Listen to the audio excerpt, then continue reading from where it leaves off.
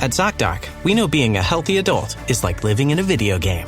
Every day has side quests, taxes, laundry, birthdays, and just when you're leveling up, you have to book a doctor. The insurance portal crashes, they put you on hold, your doctor doesn't take your plan, game over. We see you, so we made booking a doctor easy. Download ZocDoc, search by specialty, insurance, and availability. Book instantly, no cheat codes required. Find a doctor you love with ZocDoc. I'm not giving up. I am selling the building. The final season of FX's The Bear. The restaurant is flooded. Everything's either going to be okay. No, stop. Or not. We are outgunned and we are outmanned, but we have each other. FX's The Bear, the final season. All episodes now streaming on Disney+. I wrote a little song to remind you, Choice Hotels get you more of the experiences you value. The Cambria Hotel's got it all. A rooftop bar, have a ball. Bring a date, your squad, or even your mom. Book direct at choicehotels.com. Thank you. Thank you. Well, my dad and uncle are still recording this podcast, surprisingly. I hope you enjoy it just as much as I have and y'all have. It looks like they're about to start in about 13 seconds.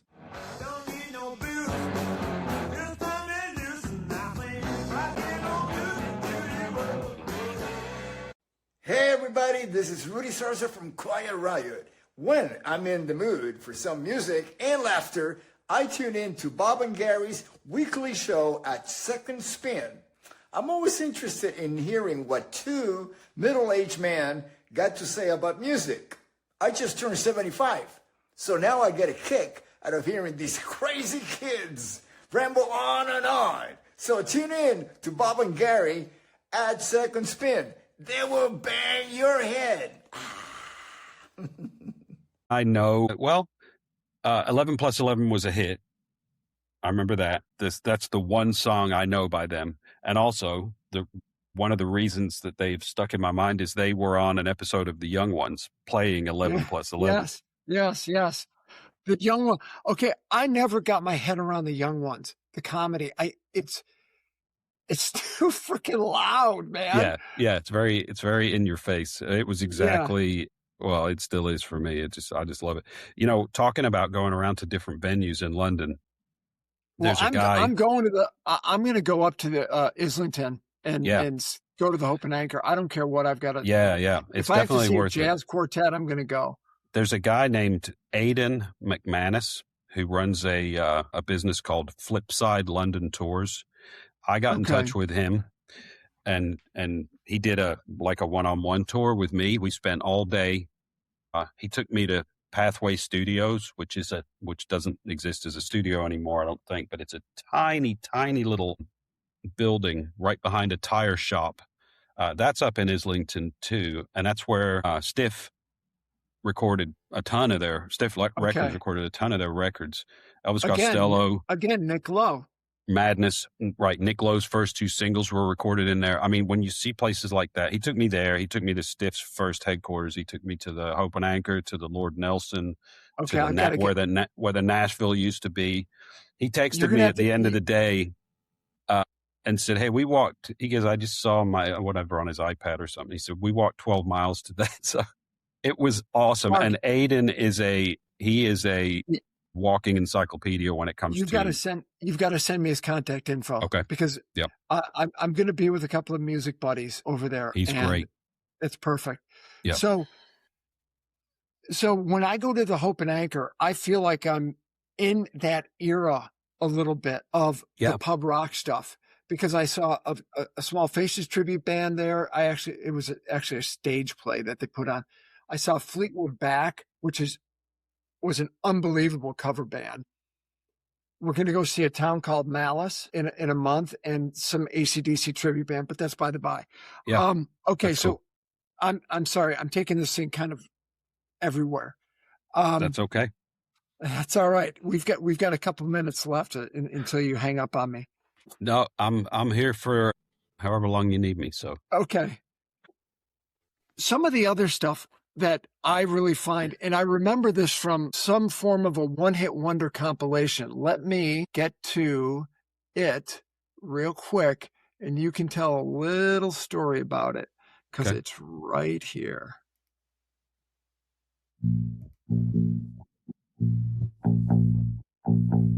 This does not sound like pub rock.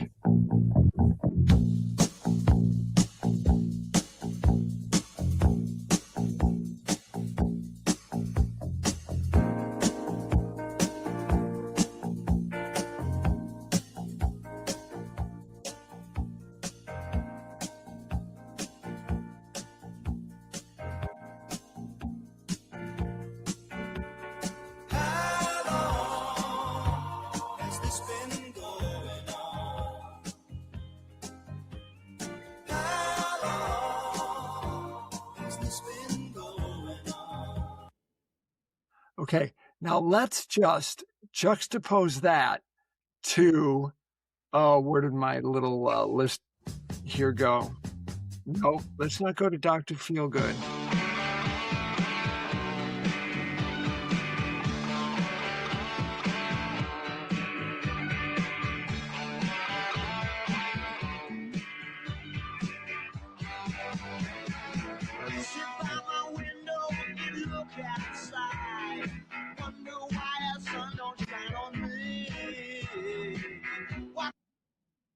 Two totally different sounds. Right. Completely. Right. But both of these bands were, considered very much pub rock bands. They both came up in the pubs.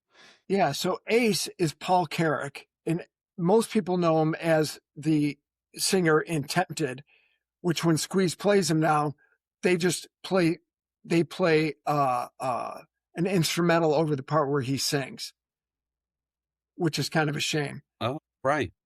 Yeah, so I saw him at the Royal Albert Hall, and that's what they did. And I was kind of bummed out. It's like, man, you can get some guy to play that or sing that for you, but that's by the by. Yeah. I saw him at the Royal Albert Hall too, opening for The Who a couple of years ago. Okay, I saw that they were headlining, and Heaven 17 was warming up for them. Oh, right. Okay. Oh, Heaven 17 were the shit. Yeah.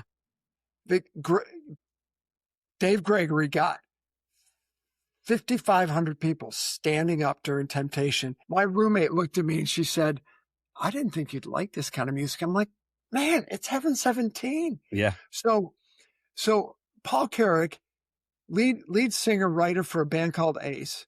And over in the US, that's all you would know. They would be a classic one-hit wonder. Yeah. And then you go to the next song, which is Graham Parker and the Rumor, which took a couple guys from Brinsley Schwartz and a couple other tried and true musicians. Yeah. He had a great band. I mean, he did, formed from, that. So as the, like I talked about earlier, pub rock changed, it evolved like everything does. And some of the early pub rock bands didn't survive. He was the recipient of some of the remnants, the cream of the crop of the remnants of the bands that had broken up. So he had like an all-star pub rock band that came together and recorded with him and became the Rumor. And I think Nick Lowe produced a lot of his early stuff. I don't have that. I don't know. You know what? Yeah, right in front of me, but I would not be surprised. Nick Lowe was everywhere. And I loved this fact in your book. Tell everybody how we got the nickname. Basher? Oh, Basher? Yeah. I think it was towards the end here of the pub rock, timeline, that I think it was Dr. Feelgood, right? That had recorded an album in the, was it Dr. Feelgood or Graham Parker? I can't remember, but somebody had recorded an album and the tapes were either lost or damaged and they had to be redone, and they didn't have time to mess around. And they needed to get back in the studio, and they said Nick Lowe was like the one take guy. You'd go in there and get it done, bash it out, and get it done, and that's how he got his nickname Basher. And I think there's a compilation that's called Basher. Actually, there is. It's one of his greatest hits, which is how I first heard about it. Yeah. This guy in Chicago, loaned me the CD, and I think your quote was, he would bash it out, and then he'd say, "We'll tart it up later." Yeah. Which I think is just proper British, right? And I love Nick Lowe. Nick Lowe, is not only a great songwriter, but he's another great character as far as there's a heavy dose of smartass. Yeah.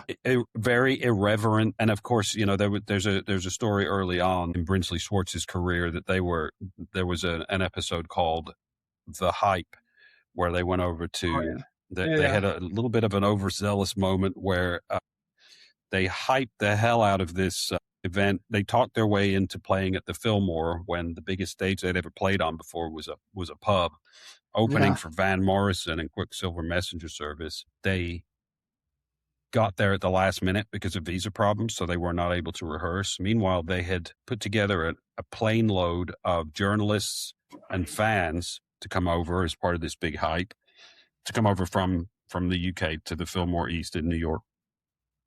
The plane had mechanical problems. This plane load of fans and journalists didn't show up until the last minute, so they were a combination of inebriated and pissed off. Brinsley Schwartz. Always a good combo. Yeah. Brinsley Schwartz played okay. They did not change the musical landscape or, were not this seismic force. So they were kind of ridiculed a little bit. They left with their tails between their legs, but also they left having learned a lesson. Like, this is very pub rock. Forget all the bullshit. Let's get back to basics and just be a really good band. And there's nowhere better to do that than in a pub when you're 2 feet away from the audience. So there's no artifice, there's no pretense or anything. That became a very big component of Nick Lowe, just being very anti. They were offered a slot on Top of the Pops. They were offered a slot opening for, I think it was Elton John. They turned him down. They were not interested in any of that anymore. And that became a big part of Stiff Records, as far as just kind of thumbing their nose at the mainstream. So that's something I find endearing about Nick Lowe is his songs. There's a lot of tongue in cheek stuff, You can put on his greatest hits and go all the way through it. But I am going to say Cruel to Be Kind is one of the greatest songs ever written. Yeah. The melody, the lyrics, the whole night. That is one song I will never turn off if I come across it on a radio dial, ever. And there's so many, and that's the interesting thing. And I think, like you said earlier on, what's so funny about Peace, Love, and Understanding was a Brinsley Schwartz song that Nick Lowe wrote. And that version of it is really good, but clearly the one that people like more is the Elvis Costello version that maybe has more punch to it. But if you listen to What's So Funny About Peace, Love, and Understanding by Brinsley Schwartz, that's fully formed Nick Lowe, the way he delivers it, the songwriting, just everything. 100%. It's beautiful. 100%. So we're kind of up to 75, 76. So it's interesting that January 76, going by your book, literally the calendar page changes. It's just another day.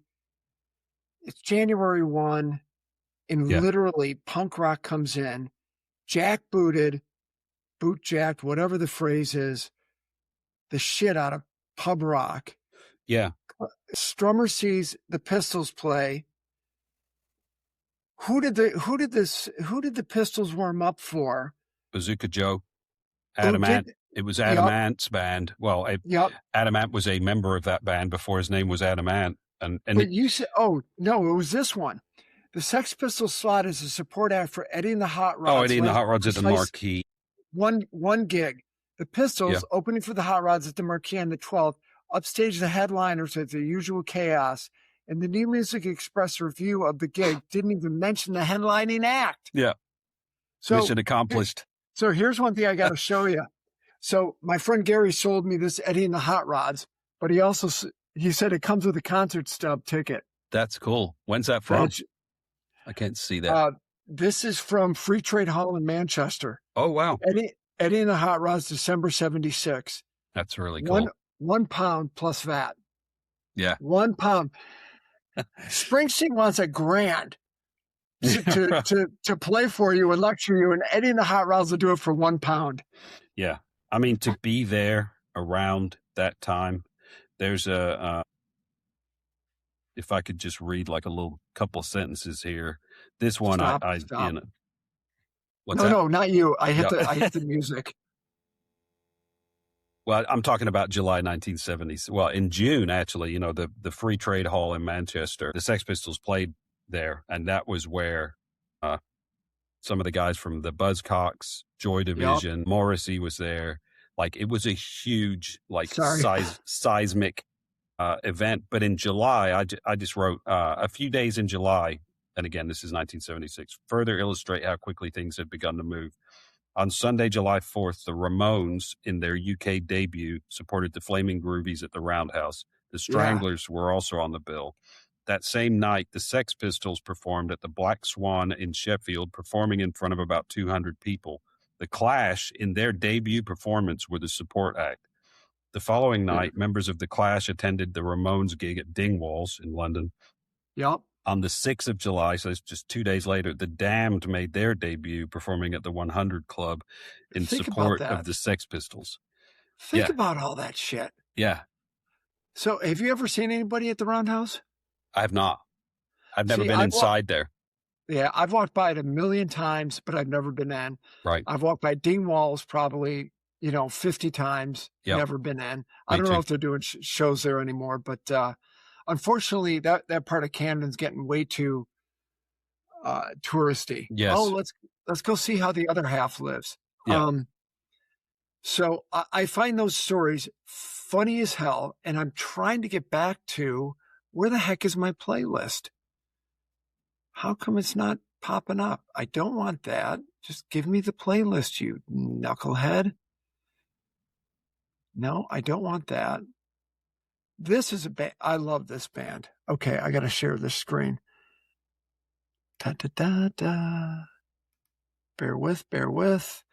Now let's get some volume going here. Come on. And, Old Grey Whistle Test, another phenomenal supporter of pub rock. Classic. So I love this band, Dux Deluxe. I'm going close to you.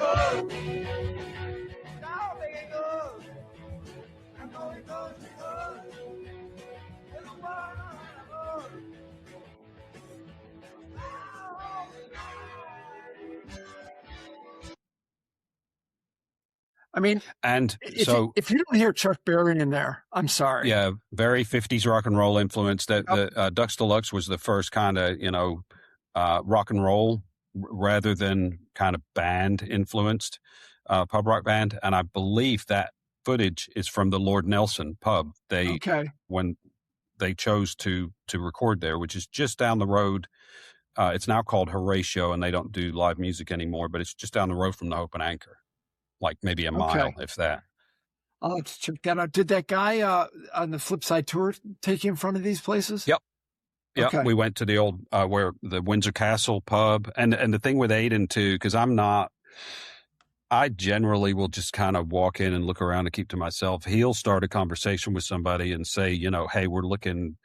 This used to be a pub, and he'd just start talking to people. And sometimes somebody will walk up and go, yeah, I came here and I saw this band, it's way better because he's such a personable guy. But we went into the Windsor Castle, which 2 years ago, or whatever it was, when me and Adam went there, was a cafe. It's like a kind of Vietnamese type, food cafe.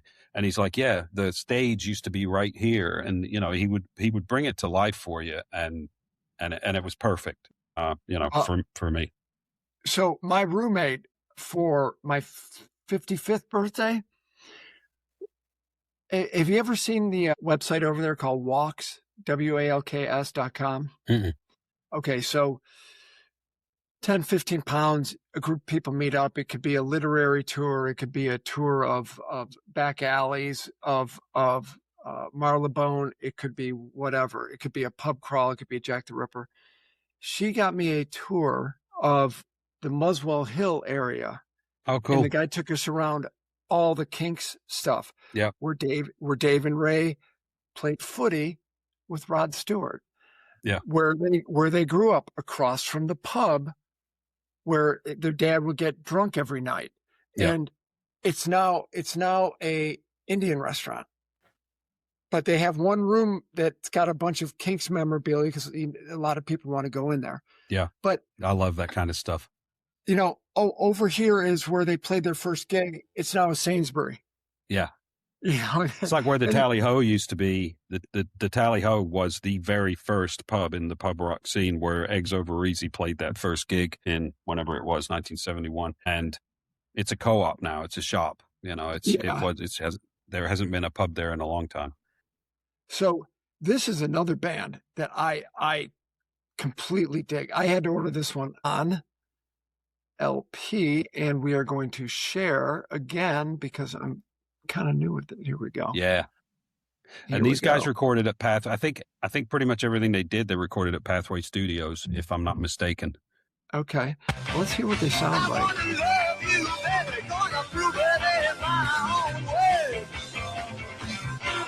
Well, 1 and 1 is 2. 2 and 2 make 4. Squeeze me, baby, wanna love you, little bit more because I love you. Simple stuff. Yep. I could see, and going back to that comment I made earlier about, why Detroit music, you work all week, banging out cars, you just want to let steam off. Yep. To your point of the socioeconomic, I don't even think that's the right phrase for that. The decade in the UK at that time, rolling blackouts, coal strikes, high inflation, 98% taxation. People just want to go to the pub, spend, a pound for a pint and just get wasted and jump around. Right. I can see just how get back to that primal jumping around, freaking listening to rock and roll. And that's I think that's why that like 50s American rock and roll kind of style kind of hit a nerve, and you even, on some of the Sex Pistols stuff, you hear it. So it resonated for sure. Well, and Eddie and the Hot Rods. I truly think that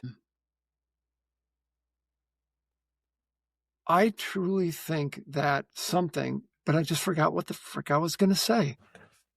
Oh my God, I'm having I'm not the only one that does that then. No. So Pistols, Upstage Eddie and the Hot Rods. Strummer starts a new band called The Clash. Ian Dury takes off from his band. He goes out to start Ian Dury and the Blockheads. Yep. With Wilco Johnson on guitar. Feel Good. Wilco splits. Then all of a sudden you've got, but the way your chronology seems to work in this book is punk was only there for that long. Yeah, it really was an explosion. Like 1 year. So, the Sex Pistols, after the Bill Grundy thing, which was December 76, I believe. December 1. Where they were kind of goaded into being vulgar, which, doesn't take very much when you're the Sex Pistols, but they were provoked into on national TV, live TV in the UK. They became almost like in the popular culture, like Public Enemy #1, almost the worst of the bad boys. Yeah. So like punk blew up. The Sex Pistols had this seismic impact on pretty much anybody who saw them perform, but very, very quickly they weren't able to perform anymore. Like they had a tour set up, and most of the dates, the vast majority of the dates were canceled because, these guys are the friggin' Antichrist. They've got songs about anarchy and all this and, God Save the Queen and stuff. They had a #1 song that was banned by the BBC. They were, which is great publicity. Exactly. So was the Grundy thing. It's great publicity. Oh yeah. But they were, for all intents and purposes, unable to play live.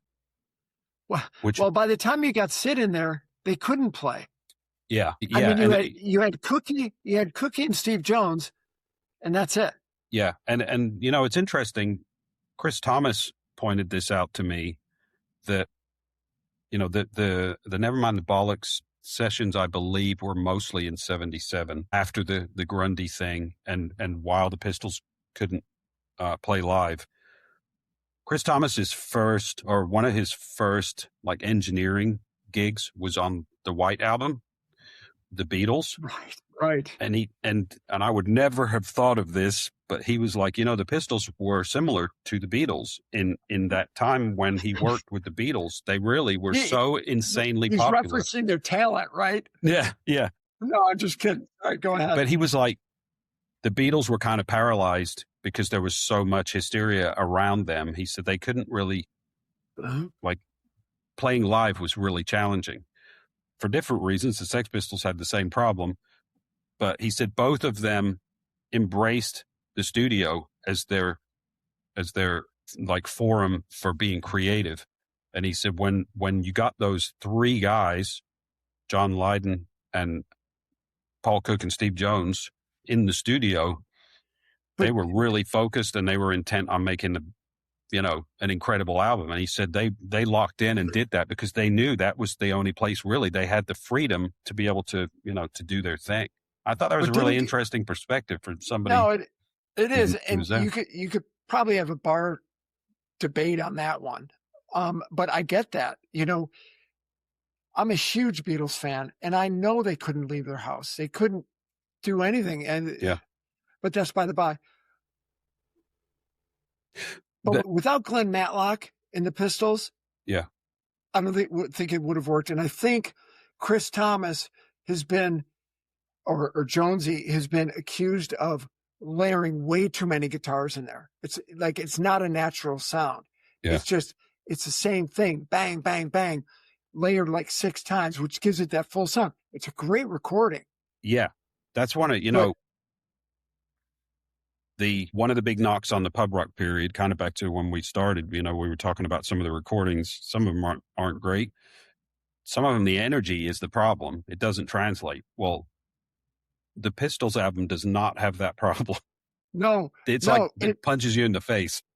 And that is actually a very good point because that record sounds live and fresh today. Yes. Now, Beatles, Stones, Purple, Sabbath, Clash, Pistols. Most everyone takes a side, and I'm on the Clash side. Yeah. I probably won't pull out the Pistols LP almost ever. Now, my friend Gary did have a copy of God Save the Queen, the first pressing. Oh, wow. And I should have bought it. Yeah. I kicked myself for that one. But so getting back to the book, you say punk was kind of like 1 year and then the Jam comes in. Who else was coming in there? Elvis Costello. Stranglers. That bass sound is so indicative of the Stranglers. What's the guy's name? JJ Brunel. Brunel? In the Damned? Or in the Stranglers? In the Stranglers. See, I wouldn't put the Damned as a pub rock band either. I wouldn't put the Stranglers as a pub rock. No, me neither. Right?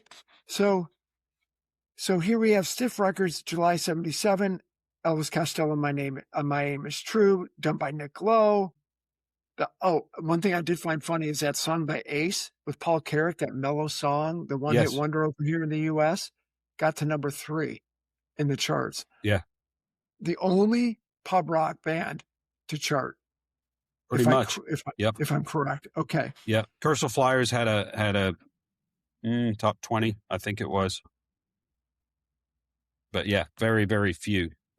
But yeah, what popped up after, in that early 77, the Clash's first album, the Stranglers' first album, the Jam's first album, the Damned's first album, all of them charted. Right.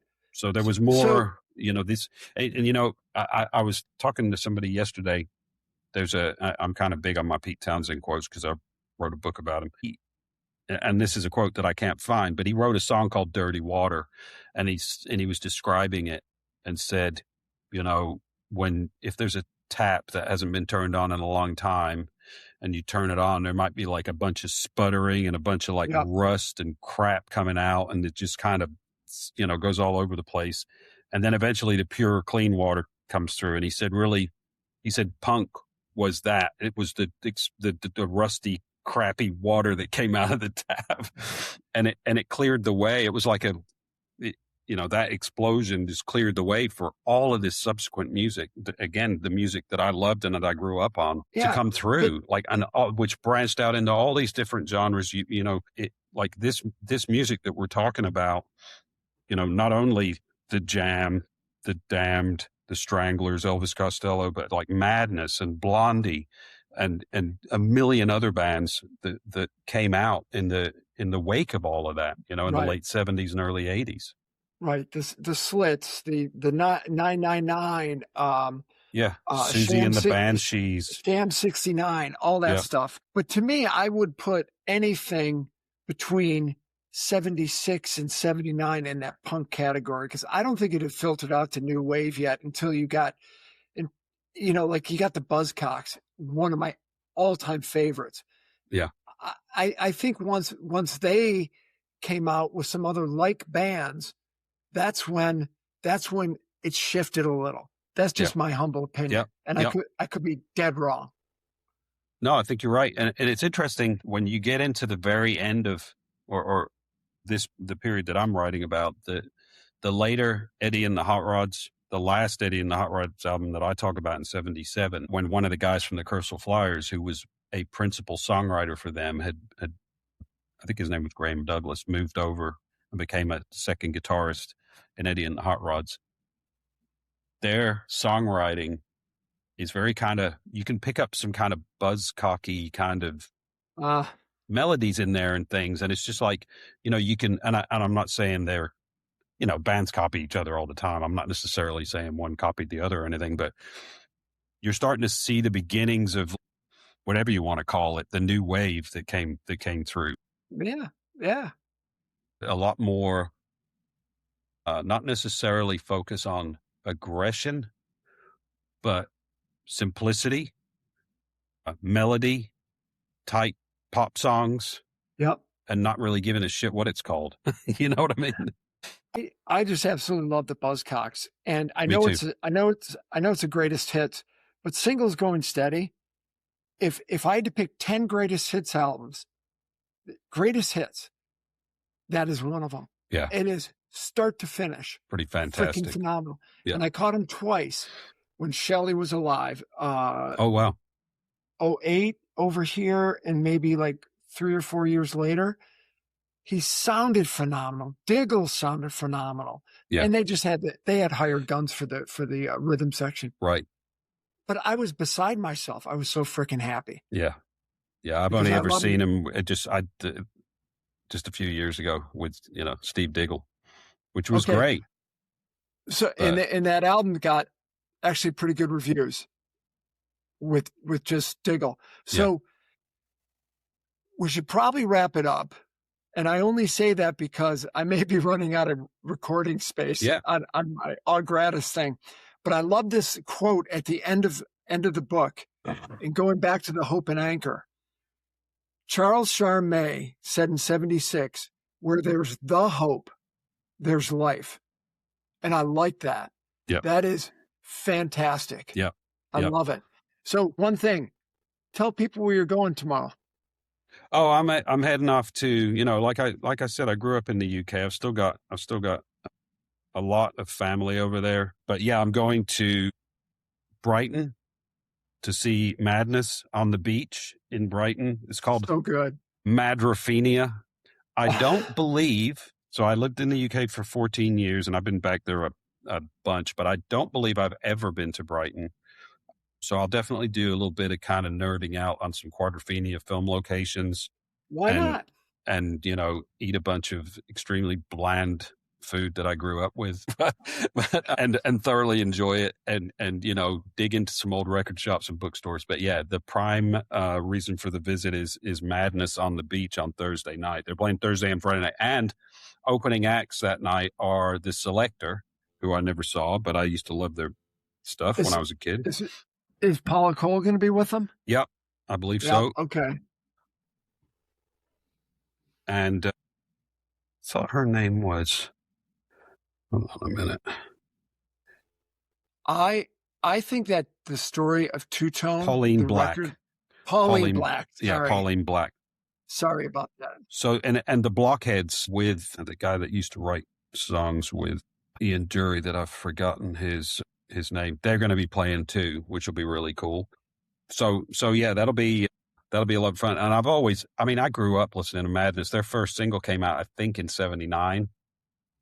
So since 10, 11 years old, I've loved Madness. And of course, moving over to the States when I was 14, there were certain bands above all else was The Who and Pete Townsend, but very English bands that I latched onto as part of my identity. And Madness was a big one. And The Jam was another one. So it's going to be really cool for me to see Madness live. I've never seen them before, so I'm really looking forward to that.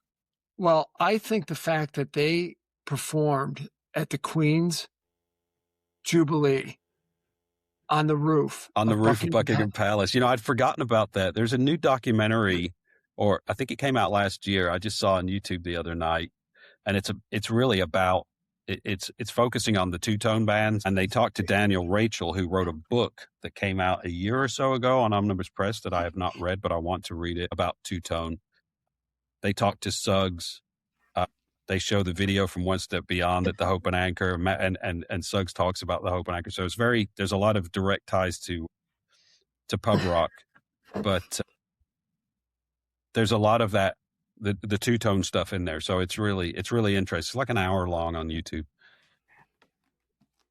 So I just went through this. Oh, that's it. Yeah, that's the book I was talking about. Yep. Okay.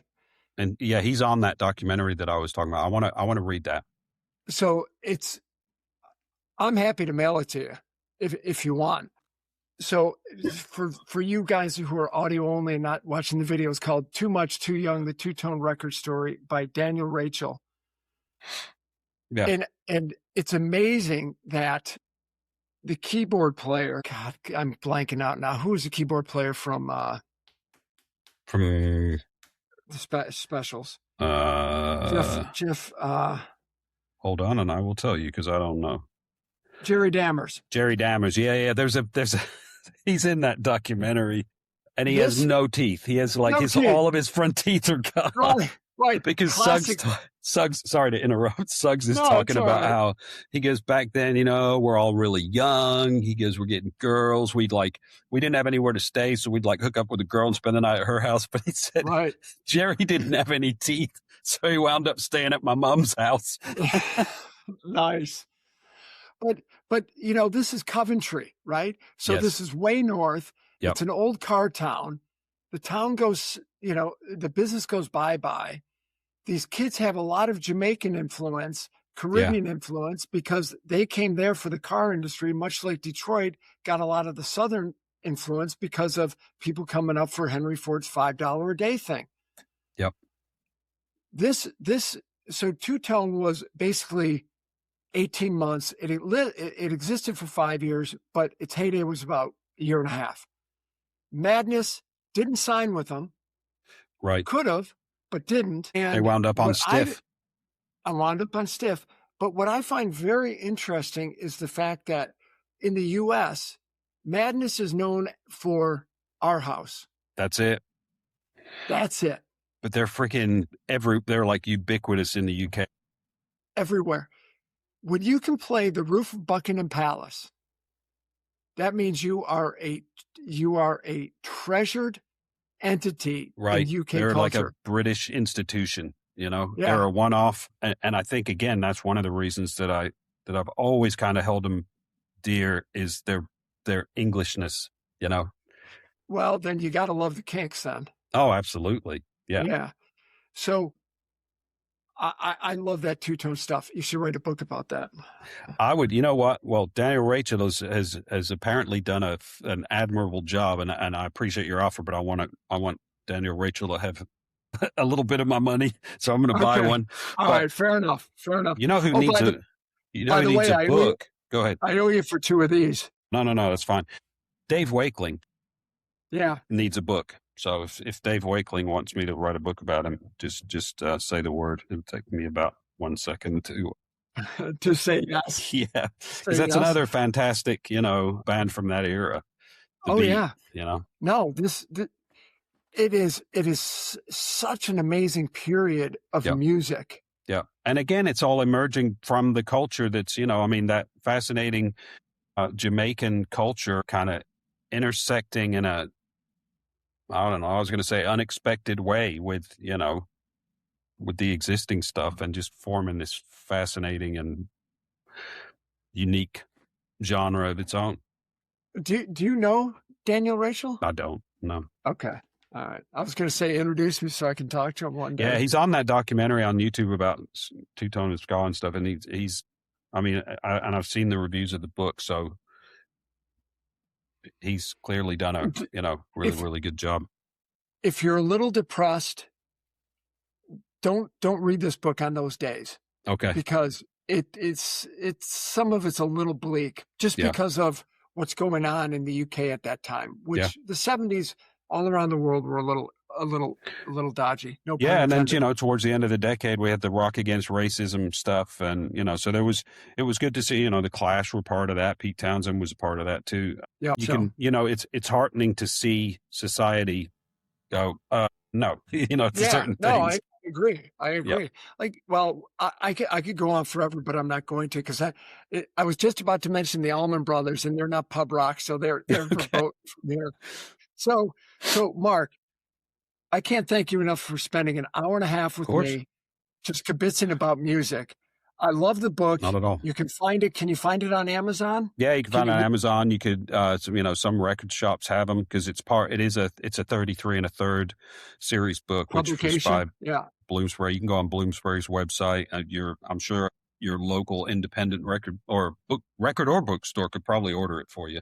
Yeah. So it's a great read. It's laid out perfectly. Thank you. If you're dangerous in this era of music, this book is fantastic because you'll learn more about what you already know, which is fantastic. Mark, thank you very much. Safe travels. Say hi to Suggs and the boys for me tomorrow if you can. Okay. So I'm just going to say goodbye from Detroit. Safe travels. Thank you. And hopefully we talk again. Hey, thanks for your interest, Bob. I appreciate it. My pleasure. Thanks. And thanks to Farmer John. Yeah, right. Thank you. Okay. Thanks.